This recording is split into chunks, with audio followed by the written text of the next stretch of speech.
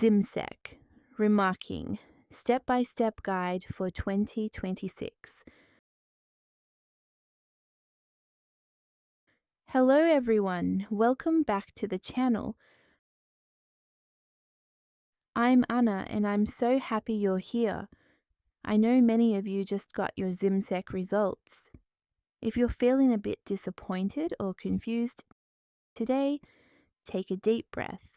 You are not alone, and we are going to figure this out together. Step-by-step help. If you feel your marks don't match how hard you worked, you can ask for a remark. In simple English, this is when ZIMSEC looks at your paper one more time to be 100% sure. Let's look at the steps. Step 1. Visit your school icon. Go to your exam center. This is very important. You must go to the school where you sat for your exams. Talk to your headmaster. They have the official forms you need to sign. Step 2. The fee. For 2026, the cost is about $24 per subject.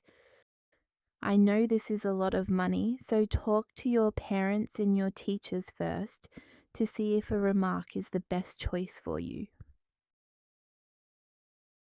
Step 3. Don't wait.